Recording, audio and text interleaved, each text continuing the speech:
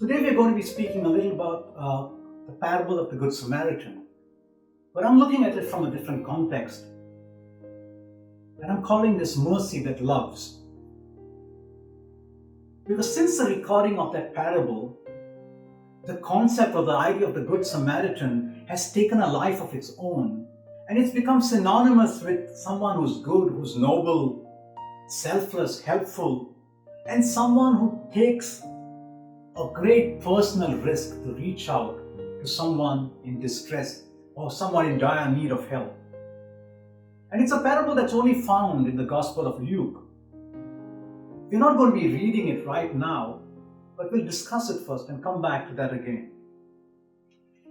The road to Jerusalem is a road that was fraught with peril. It was a haven for thieves and brigands.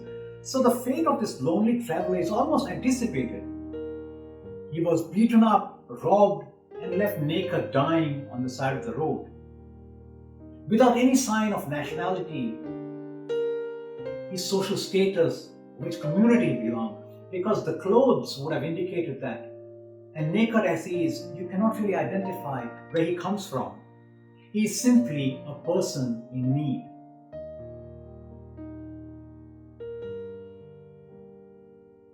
And then the story goes on to tell us that a priest and a Levite came by, and they saw the man on the side of the road, but they chose to go from the other side. Now, when you think in the context of Jewish society, the priest was a person who was an upper nobility, a higher class. So he was a prominent member of the society, and he represented the Jewish piety. The Levite also was there in the upper class, but maybe not as high, but doing other jobs in the temple, teaching, caretaking, gatekeepers. So in a sense, they're both insiders in that Jewish society. And people listening to Jesus would have thought that they would have been the first to show mercy. But they just passed by that man lying on the roadside. When we read the book of Leviticus, it says, "You shall not stand by the blood of your neighbor." That's 19:16. So that was not the reaction to be expected from the priest and the Levite. But then there were the other laws. If they had to touch that man and he died in their hands, they would be ritually unclean and so not be able to do anything for 7 days. So they would be out of work. So why take the risk? Sometimes mercy is a risky business, and they knew that.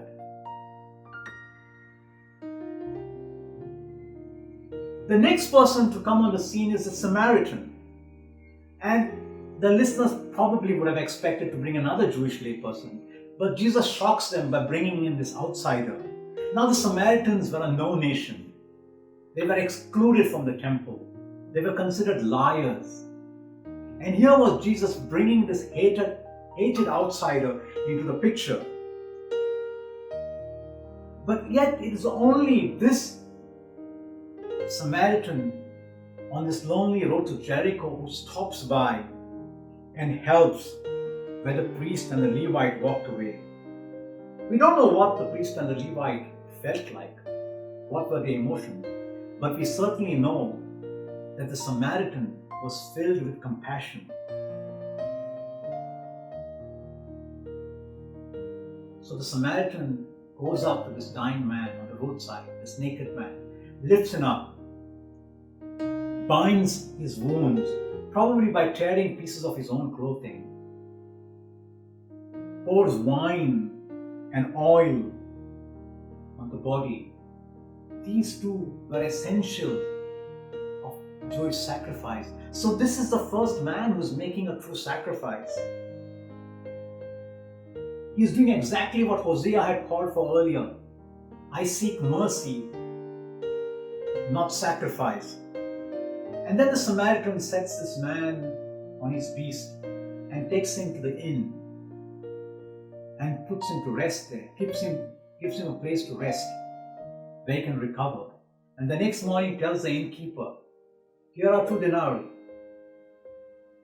Take care of him, and whatever you spend, I will repay you when I come back." The Samaritan didn't only save that man's life, he saved his dignity.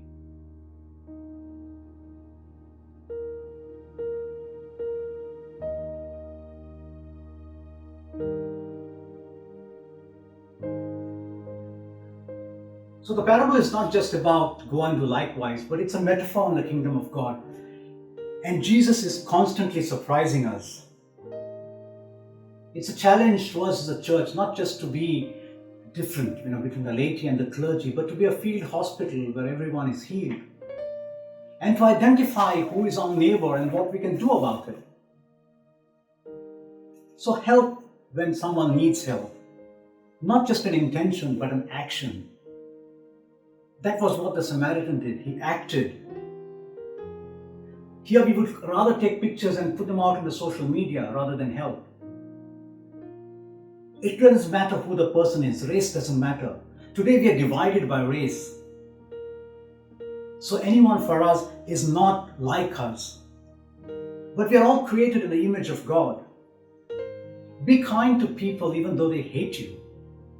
We often wish bad for people to hate us, but look at the Samaritan. Knowing that that man hated him, he still reached out to help. He saw a person in need.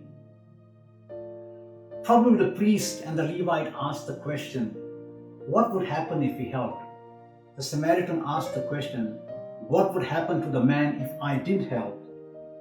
Help without expecting a reward. That's the key. Don't expect anything else back, because the Samaritan never expected back, because he was sure the man might look at him as his enemy.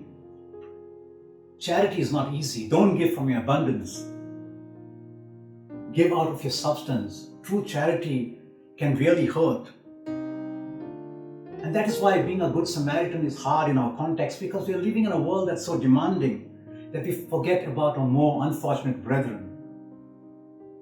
And so to understand the story, we have to understand who the Samaritans were.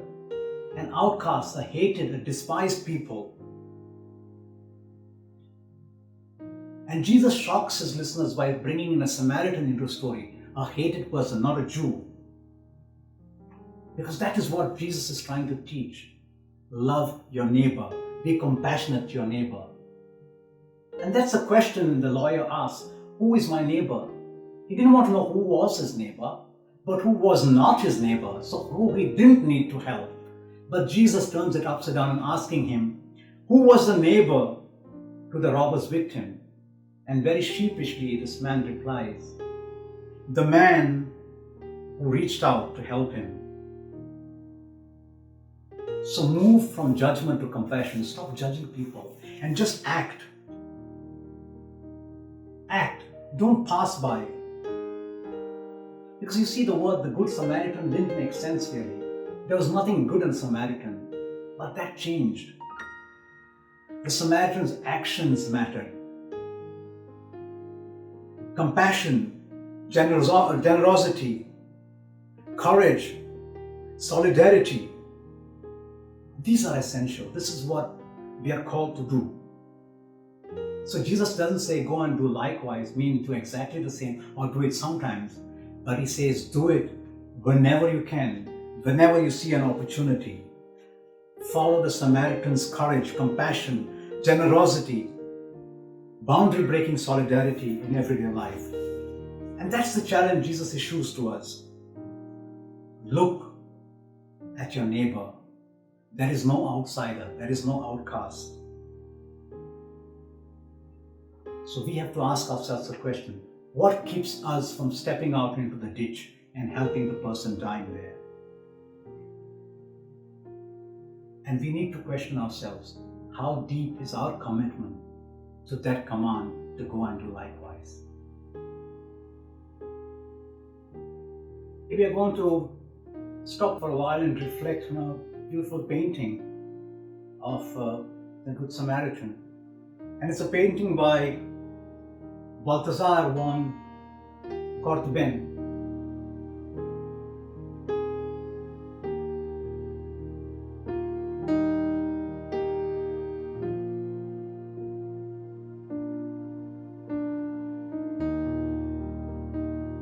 So to reflect on the painting, I'm going to read the passage. And I want you to take a little while thinking over it. And then we're going to look at the picture. A reading from the Gospel of Luke, chapter 10, verses 25 to 37. And behold, a lawyer stood up to put him to the test, saying, Teacher, what shall I do to inherit eternal life? He said to him, What is written in the law? How do you read? And he answered, You shall love the Lord the God with all your heart, with all your soul, and with all your strength, and with all your mind, and your neighbor as well. And he said to him, You have answered right. Do this, and you will live. But he, desiring to justify himself, said to Jesus, And who is my neighbor? Jesus replied, A man was going down from Jerusalem to Jericho, and he fell among robbers, who stripped him, beat him up, and departed, leaving him half dead. Now by chance a priest was going down that road, and when he saw him, he passed by on the other side. So likewise a Levite, when he came to the place and saw him, he passed by on the other side. But a Samaritan, as he journeyed, came to where he was, and when he saw him, he had compassion, and went to him and bound up his wounds, pouring on oil and wine. And then he set him on his own beast, and brought him to an inn, and took care of him. And the next day he took out 2 denarii and gave them to the innkeeper, saying, Take care of him, and whatever more you spend, I will repay when I come back. Which of these 3 do you think proved neighbor to the men who fell among the robbers? He answered, The one who showed mercy on him. And Jesus said, Go and do likewise.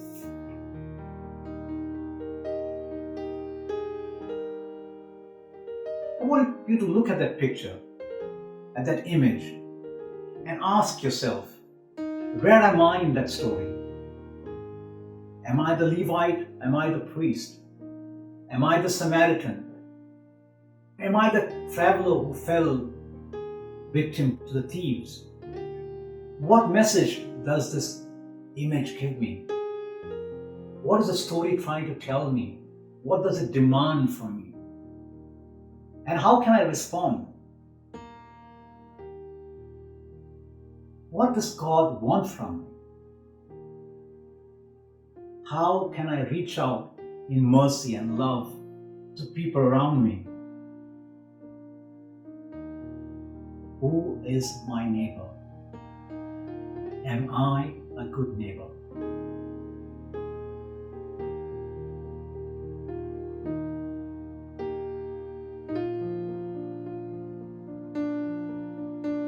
And I'm going to take and try and push this story a little more.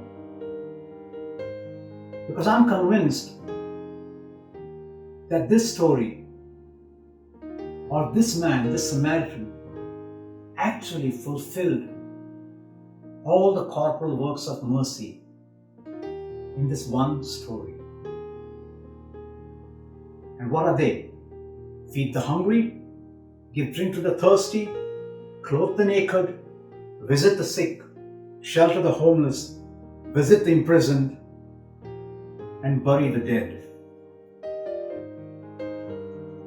How do all those fit into this one story? And if you look deeper, you will find they are there. The first, feed the hungry. Take care of him, and whatever more you spend, take care of him. Give drink to the thirsty. He poured oil and wine on him, and he probably wet the man's parched lips with water. Clothe the naked. The man tore off his own clothing to bind the wounds, but he obviously didn't leave that man naked. He took off his own cloak and covered him. Visit the sick. What is the promise of the Samaritan? I will come back to check on the man, and I will pay what needs to be paid. shelter the homeless.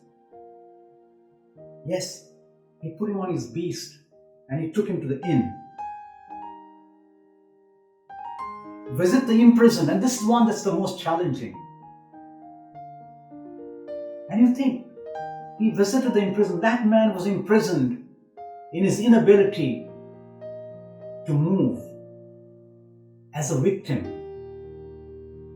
The Samaritan broke out of his own imprisonment to reach out to that man who was actually tied down by the situation in which he was in. And think of the Levite and the priest. The very action of the Samaritan made them break out of their own imprisonment in their lives of indifference. And finally, to bury the dead. That must have been the first thought of the Samaritan. What can I do to this dead man? He needs a dignified burial. So I think we need to stop and think, who is my neighbor? And how can I be merciful? Thank you.